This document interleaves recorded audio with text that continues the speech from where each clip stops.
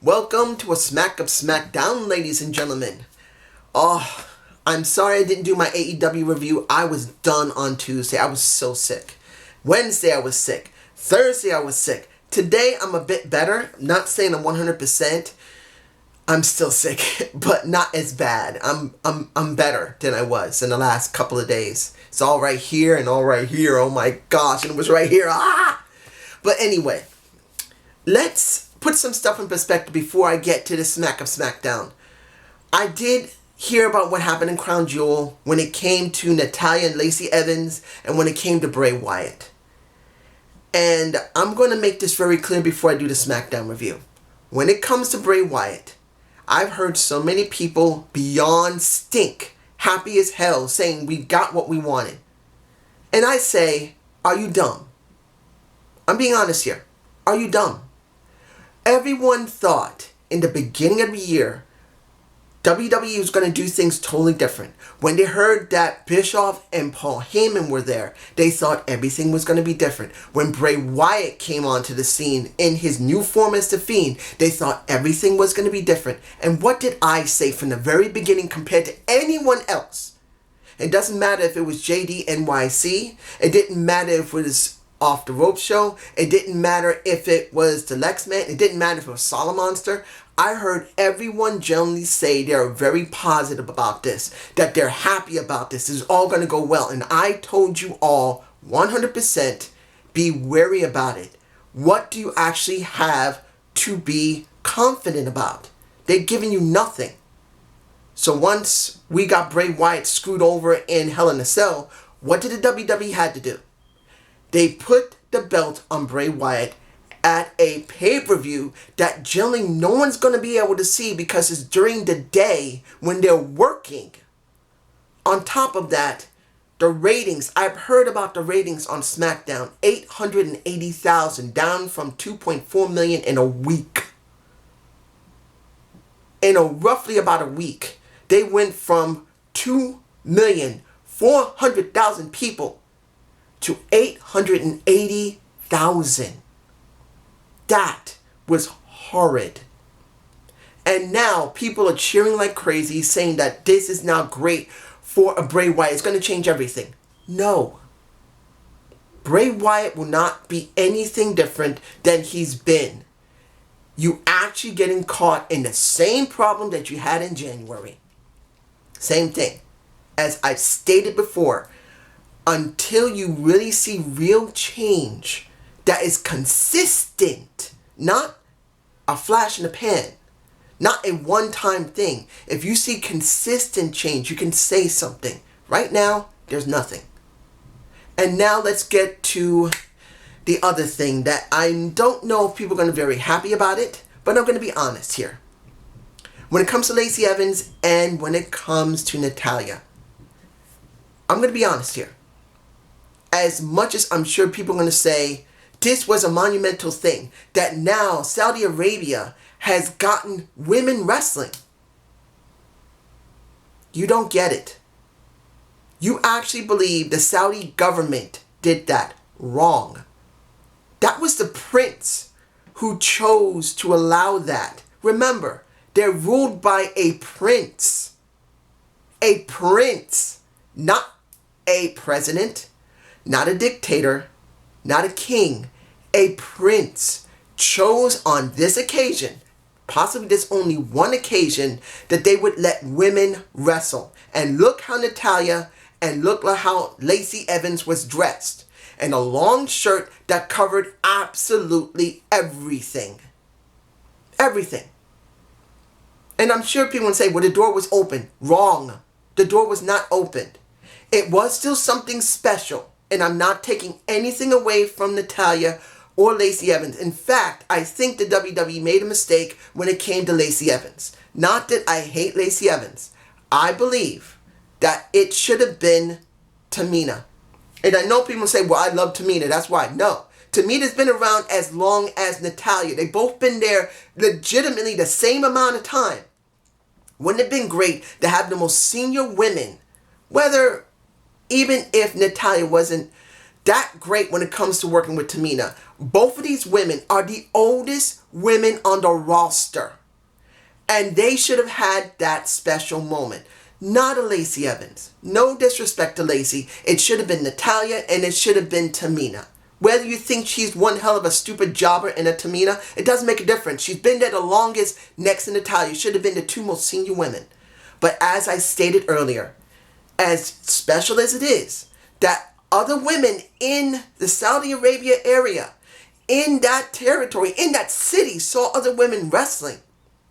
It doesn't mean anything as long as the prince makes the final call. It wasn't that the people demanded it. It was because the prince allowed it. So you need to remember that. Now, what do we get in SmackDown? We got a bailout by NXT, which is a surprise because NXT didn't have great ratings.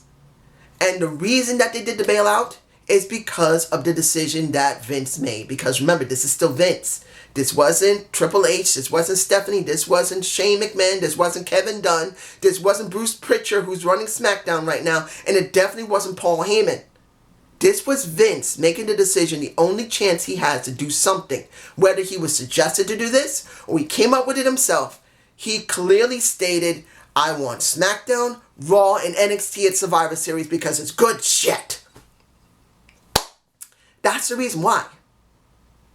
It was good shit. And typically, the good shit, right now, even though its numbers are extremely low, is NXT. Because people love NXT. People adore NXT. Even though its numbers are extremely low, due to the fact it should not be in that situation against AEW. As I said before, there shouldn't be a competition at all. You guys wanting a competition is dumb using NXT. NXT should have never been used. And anyone who loves NXT and saying it's going to build itself up, we're still talking about Vince. If anyone believes that Vince will not interfere with the product, you got another thing coming. Because once they go on the road, Vince will somehow mess with the product. As he's messed with SmackDown, as he's messed with Raw to a certain extent. It will happen. So they use NXT that, generally speaking, is the most strongest of all three brands. Even if it doesn't have the numbers because people talk about it. They used it to destroy SmackDown Live. Look what we got. We got The Miz going up against Ciampa, which was a terrible match. That was a horrid match. That looked so bad. I'm sorry, that match just looked bad. They did not have any chemistry. It was still good to see Ciampa on SmackDown, yes. But it was still a bad match, even though Ciampa won. We got Bianca Belair destroying a Dana Brooke and a Carmella in the back. Then we had, I can't remember her name, Nox and Ripley come out and completely decimate Fire and Desire. And then you got, what was her name? Nox thrown into the commentary table where we see Renee Young getting smashed in the face by a boot. Now I want to say this about commentary. It sucked. I didn't even hesitate. When you look at NXT, the commentation is beautiful there. I like the commentator team on NXT, even though I haven't been watching it. Because I got other stuff to do. I can't keep watching so many shows. But I like the commentary team on NXT way more than this hodgepodge of Todd Phillips with... I don't know if that's going to be a permanent thing when it comes to Renee Young. Because she's supposed to be backstage. But she was there. It just... I didn't feel it. Particularly that she was acting like a heel. She sucks as a heel. I'm sorry, she does.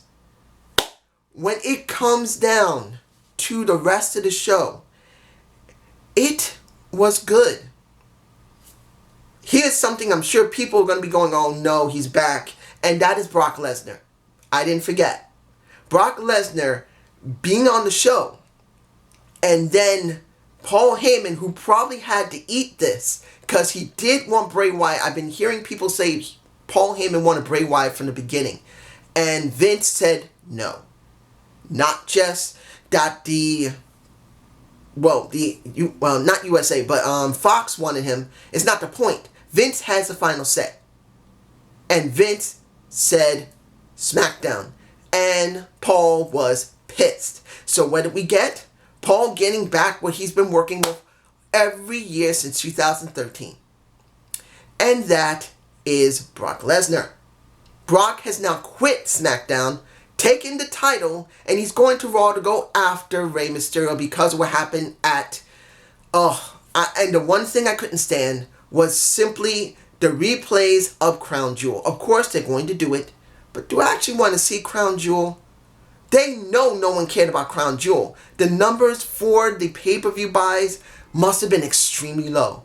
The numbers on the network must have been extremely low. So they had no choice but to show it. But let's be honest here. Taking away from that, I'm not surprised. They're not going to consolidate both titles on one show. Because what they should have done, and I'm going to be honest here, if they really want to make this good, keep both of them on one show for the next couple of months and then let them go at each other at Survivor Series. Or TLC for that matter. Let them go at each other, consolidate the belts, and then have either Brock or Bray Wyatt go back and forth on both shows, having a huge amount of people that he can work with. Either one of them. Nope. They put Brock back on Raw, at least for the time being, to go up against Rey, which is a possibility Rey may be going up against Brock at Survivor Series. My guess is yes. His arm will miraculously recover and we will get that match. And then the final match of the night. I could talk about more, but I'm only going to talk about the last match of the night. And that was Adam Cole versus Daniel Bryan. That was a damn good match. It wasn't high flying. It was mostly to a very high level of grapple wrestling. I enjoyed it. It was good to see real grapple wrestling. People go for the high flying.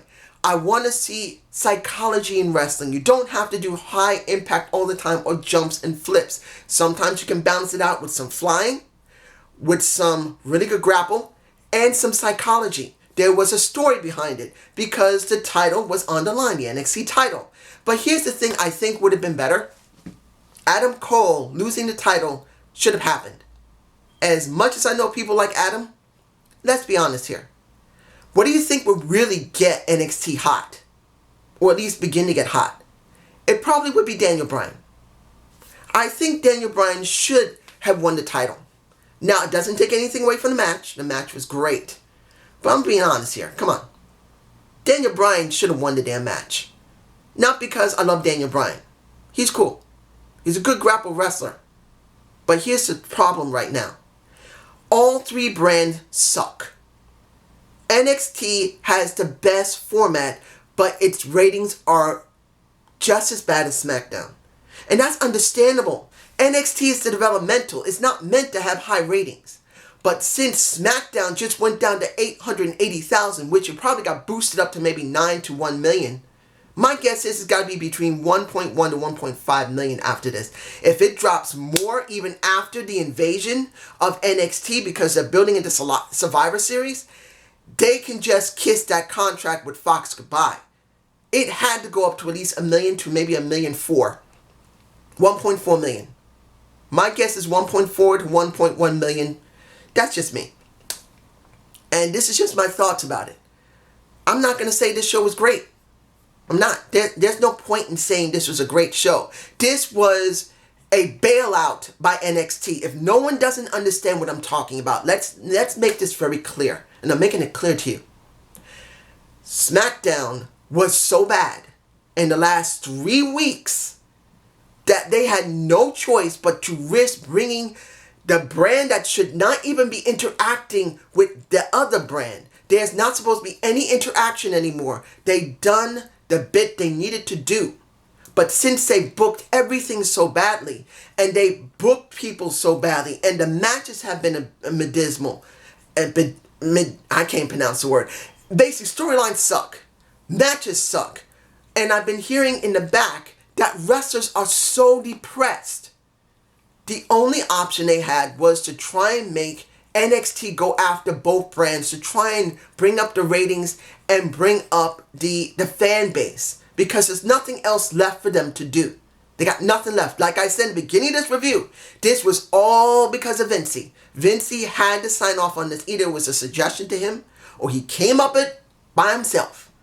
He said, it sounds like good shit. This should bring up the ratings. Let NXT be destroying them both, and then we're going to destroy NXT at Survivor Series. And that's what I think is going to happen at NXT. Let's be honest here. There's one of two outcomes that's going to happen.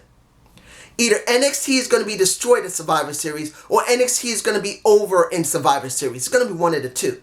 I doubt it's going to be SmackDown, because either they're going to simply just win everything, or they're going to be cannon fodder for the other two brands. That's what it may come down to. NXT will be sacrificed to bring up the ratings for SmackDown and possibly bring up the ratings for Raw. Or they're going to sacrifice SmackDown to try and bring up the ratings for NXT because they want to keep going up against AEW. Because honestly, right now, this would be the best case scenario that I see. You have the Survivor Series going forward, because this going into 2020 is very important, because you got to do something for Fox. You just went on Fox. You got to make sure the ratings are interesting. The best option would be this. Go into Survivor Series, have NXT destroy both Raw and SmackDown for the next month. They keep going back and they keep attacking everybody and they keep beating everybody. And by the time of Survivor Series, you destroy NXT for SmackDown Live. SmackDown. Sorry. Friday Night SmackDown. You destroy it. It's the only option you have. The numbers on SmackDown are so bad. It's under 1 million, guys. It doesn't make a difference if you like seeing NXT destroyed or not. If they want to make sure the contract with Fox sticks, they're going to do whatever it takes. And if they got to destroy NXT, they'll do it. If they got to really mess up Raw a little bit, they will. But that's if they go there. And that's just my thoughts. Have a good day. Have a good night. Peace.